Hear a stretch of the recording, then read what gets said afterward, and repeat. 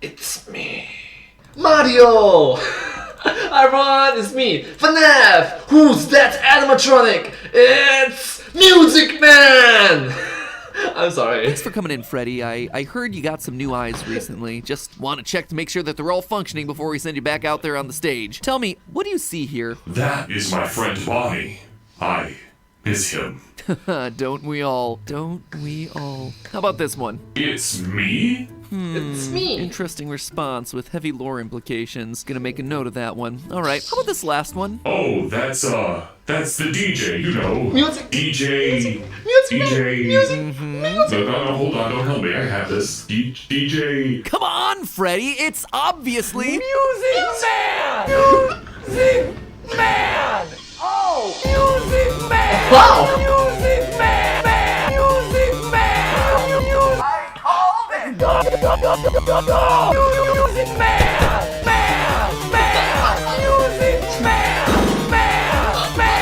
Oh! It was so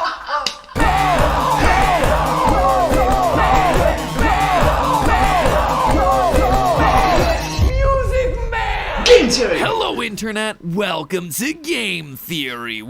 Hello Internet! Welcome to Game Theory! Hello! Let's start! Where the only thing that slaps harder than our remixes is you slapping that subscribe. Subscribe! A huge thank you to Doofix from the Game Theorists subreddit for helping that meme achieve its true final form, and for letting me use it as a part of this video. As I write this, his masterpiece only has 400 views, so let's blow that channel up. Link is in the top line of the description, you know what to say. Fill up those comments, let me hear ya. Music Man! As the man said in the song, Let's go! Let's go! Go! Go! say what you will about Security Breach, and there's certainly a lot you can say about Security Breach. The fact that it launched this weird, unseen animatronic from Pizzeria Simulator into meme lord status is perhaps its greatest accomplishment. And speaking of other unseen animatronics, today's episode is actually a pair of mini-theories all about two animatronics that are notably absent from this newest game. Characters that have been with us since the very beginning of the franchise, but whose 80s shoulder pads apparently weren't big enough for the final cut. And in a game that throws so much Freddy spaghetti against a lore wall to see what sticks, what gets excluded from the game is almost as interesting as what made the final cut. So what are the mysteries surrounding these two animatronics? Can we solve the mysteries? And what do the solutions tell us about the lore of this new game? That, my loyal theorists, is what we aim to answer today. Missing animatronic number 1, Glamrock Bonnie. We all thought it was strange when the trailers first dropped and we saw our favorite animatronics in their new 80s getup. Freddy, Chica, Foxy,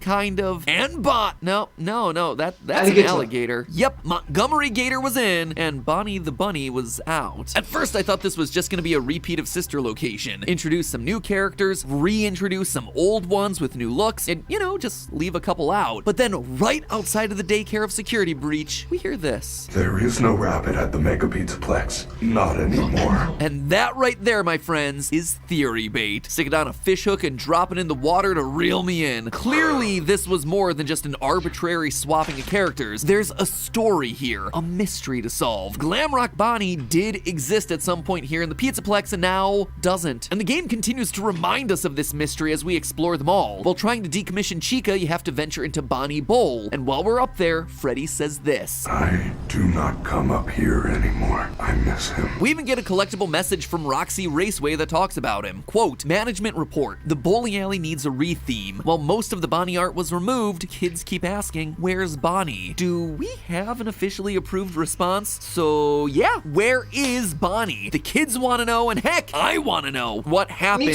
to everyone's favorite rabbit. Well, to answer that, we actually have to follow the other messages that we get in the Faz Watch. Specifically, this security alert found behind a locked Monty gate in the game's opening service tunnel. Quote, security report 12:24 a.m. Bonnie is seen leaving his green room in Rockstar Row heading east towards the atrium. 2:40 a.m. Bonnie enters the East Arcade. 4:12 a.m. Bonnie enters Monty Golf. Bonnie is wandering around the Pizzaplex and winds up in Monty Gator Golf. And see, this is an important detail because as we see in both the game and the collectible messages, Monty has a bit of a mean streak going on. He likes breaking things. He also has a bit of an ego. I don't know if you noticed, but the animatronics in this game are unusually human compared to the ones that we've seen previously. They have personality, emotions. We see Roxy see crying in her room because we've managed to escape her. We should have found him by now. It's not fair. I'm not a loser. Chica is just hungry all the time, and Monty wants to be the star. He's looking for a way to rise to the role of leader of the band, singer in the spotlight. We know this thanks to hole number 9 of the Gator Golf minigame. Monty is center stage, and Freddy is left out in the dumpster. So when bass player Bonnie comes rolling into his domain late at night, Monty sees this as his opportunity to take him out and become the bass player himself. This is all fairly straightforward just from reading those collectible messages, but it does leave me wondering why. Why did Bonnie go to Monty Golf in the first place? Well, what if someone led Bonnie there so he would get destroyed? Monty would get what he wants, a more prominent role in the band, and Bonnie would be quietly decommissioned and turned to scrap. Scrap that could then be used to help rebuild another rabbit that we're all familiar with. One that's hiding out in the basement. Good old Burn Trap Afton. You wanna know where Glamrock Bonnie is? Right there, right in front of your face. Burn Trap's body is Glamrock Bonnie's body. And I'm not just saying that because they're both rabbits, there's actually a couple more clues that pointed me in this direction. If we turn back to when we last saw Afton in the form of Scrap Trap during Pizzeria Simulator and Ultimate Custom Night, there were some interesting design details. Namely the fact that we can see a lot of bone underneath the suit. A lot of bone. Top of his skull, his jaw, around the eyes here, even the collarbone you can make out in his jump scare. But here in Security Breach, Afton has basically got a whole new body. As Scrap Trap, he was made primarily of bone and muscle, but now he's almost entirely animatronic, with the exception of the weird fleshy tendons that entangle the endoskeleton, as well as the skull, which now appears to be melted into the rabbit face. But we see loads of endoskeletons throughout Security Breach. We even hear Vanessa saying that they could just put old casings onto new endos if they need to. Monty will run the shows until parts and service can slap your casing on a new endo. So why then am I so sure that Burn Trap uses Bonnie's endo when they could have used any other endoskeleton? It all comes down to the hands. They make a big point in the trailers to reveal this mechanical hand with claws at the end of its fingers, and they put emphasis on it again during Afton's ending when his hand reaches outside the recharge station. On both occasions, the focus is on Afton's left hand, a hand that was completely missing from Scrap Trap in both FNAF 6 and Ultimate Custom Night. I mean, technically he was missing that entire left arm, but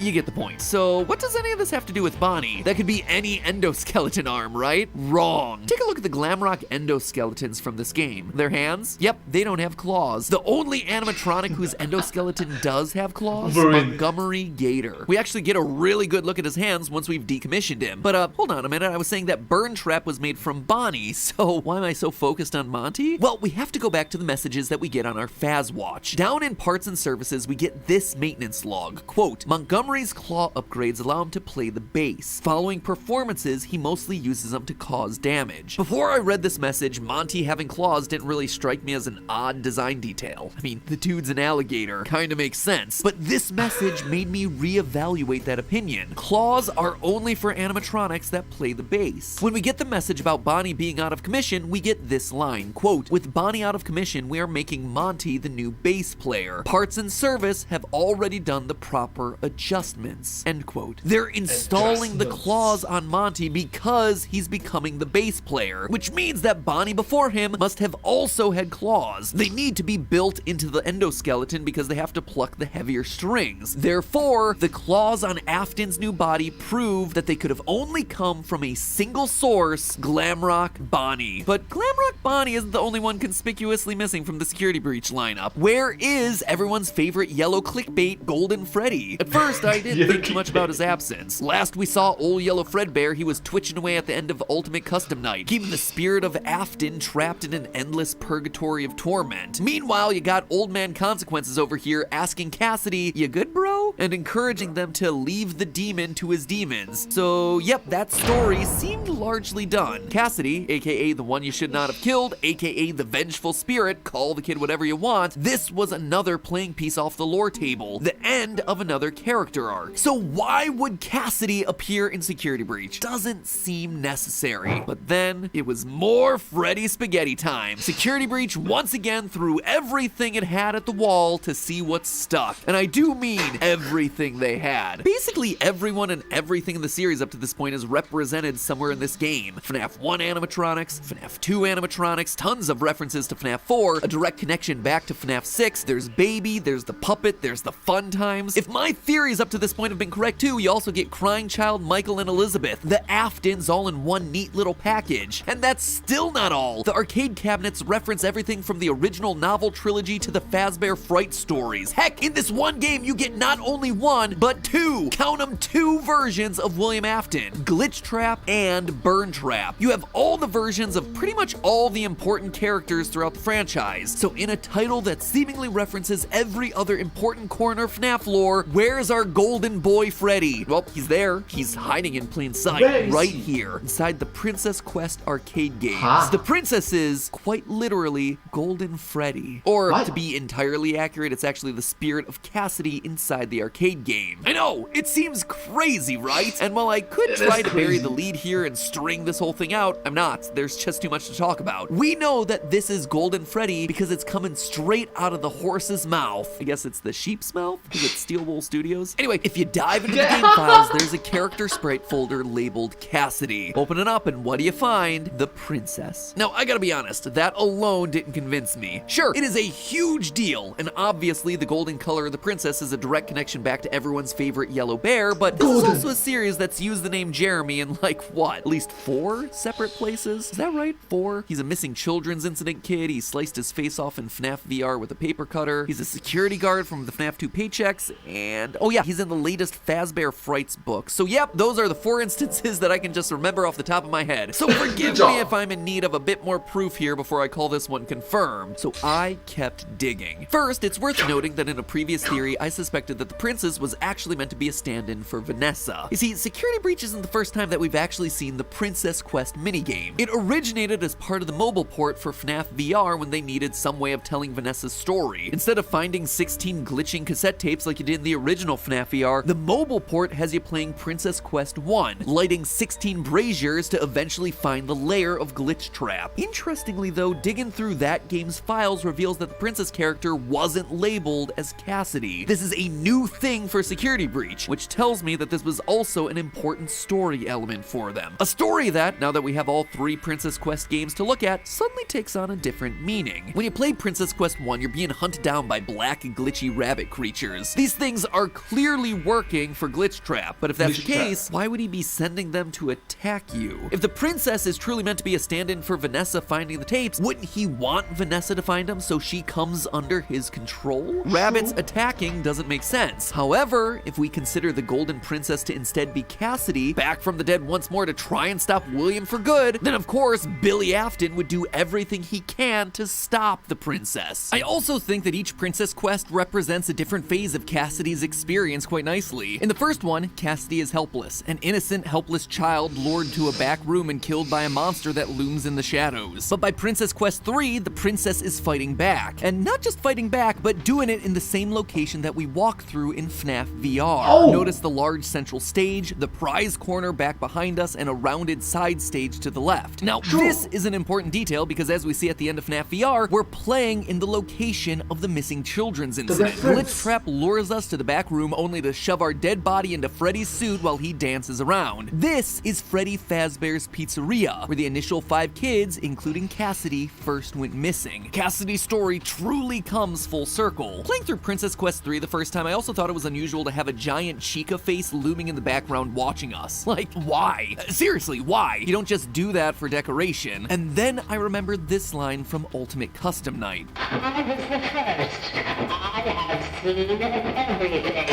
I was the first. I have seen everything. This means that Susie, the spirit inside of Chica, saw the deaths of everyone else, meaning that she was probably watching as Cassidy was killed. Hence why she, of all the characters, would be the one watching us in this moment. So the file name matches, the color matches, the narrative arc makes sense as we revisit important locations from Cassidy's past, but that's not all. Elsewhere in the files, there's another piece of glitch text, similar to the text that we originally saw when you approach Glitch Trap in Princess Quest 1, but this time it's much shorter. It'd be hard to decipher if we hadn't just decoded Afton's Afton's text before, but we did. And using that code, we're able to translate these dots as "it's me." It's the me! iconic phrase that we've seen every time Golden Freddy has been present throughout the series. Or maybe it could be like Super Mario reference of "It's me, Mario." I'm sorry.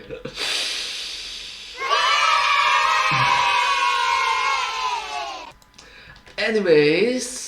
Last but not least, Cassidy being here just makes sense with the story. Whenever there's William, Cassidy is close behind, hence the whole vengeful part of Vengeful Spirit. This is something that we actually see in the Fazbear Frights books, specifically the story The Man in Room 1280. In this story, we get a ruined, burned William Afton dying on a bed, haunted by an angry spirit named Andrew with curly black hair wearing an alligator mask. This very clearly is meant to be the book stand-in for Cassidy. In a previous story, Andrew outright says, quote, "I do remember wanting to get back at someone who hurt me. I think I attached myself to him. I got into his soul, made sure he couldn't move on when he should have died. I remember I wanted him to suffer the way he made me suffer." Basically, the two are inseparable. Andrew grafted himself onto Afton, and now their souls are mixed. So consider this. Glitch Trap was created when a bunch of circuit boards were scanned into a system to create a video game. They sent us that stuff in the first place with no explanation. It was just junk.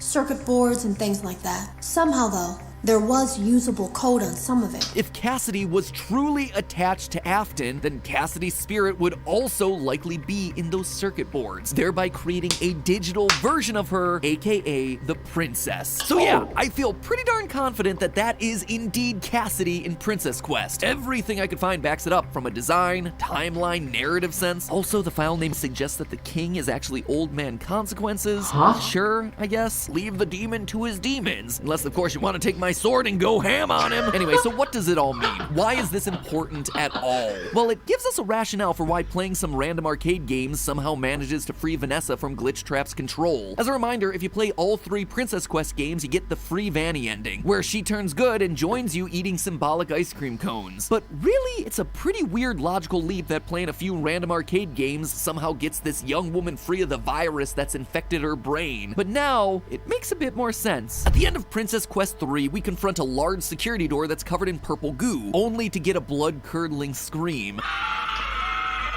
That goo tells us that it's Glitch Trap behind the door. It even has a glowing set of eyes on the left-hand side, which, if you squint, kinda looks like a rabbit head. This kind of goo wasn't present in the identical door within Help Wanted, implying that he is now in control. So when Cassidy unlocks the door and goes in, the digital scream that we hear from the other side is Glitch Trap dying, crying out as Cassidy delivers the killing blow, and maybe, hopefully, finally, putting both of their souls to rest. Security Breach to me has been this story about endings. Throughout all of my Security Breach theories thus far, we focused heavily on the idea of characters coming full circle, giving closure to them and ending their parts within the FNAF storyline. The crying child and the missing children got their closure back in FNAF 3's Happiest Day. Henry and the puppet got their closure in the FNAF 6 ending. If I'm right about my theories, then the rebuilt Afton kids get their closure on the hillside eating ice cream here in Security Breach. And now Cassidy. While all the other dead kids of the series have been able to move on, Cassidy has always remained, always trying to chase Afton down, torturing him in purgatory for what he's done, so driven by anger and revenge that she couldn't let go. So this feels like a great ending to this chapter of the series. Finally, Cassidy gets to join the others and rest, putting aside their agony and putting an end to the Golden Freddy arc, and hopefully to Afton's arc as well. But there's still one more that's incomplete. One more series of secrets in this game that we haven't talked about yet. Tune in next FNAF episode as we wrap up our coverage for Security Breach by talking about the most controversial and frustrating part of it, the retro CDs, the mysterious Patient 46, and what all of that has to do with the theories that we've covered so far. So bite of 87 that subscribe button to ensure that you don't miss it. And as always, remember, it's just a theory. A game theory. Thanks for watching.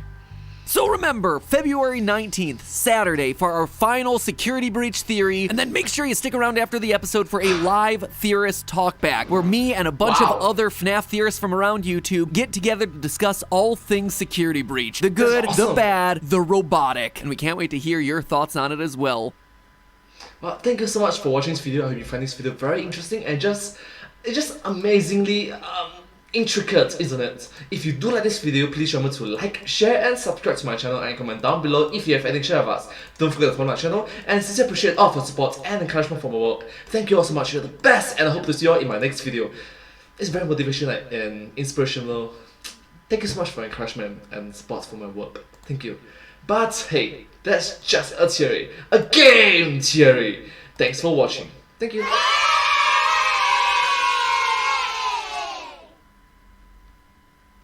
And I hope to see you all in my next video. Bye bye!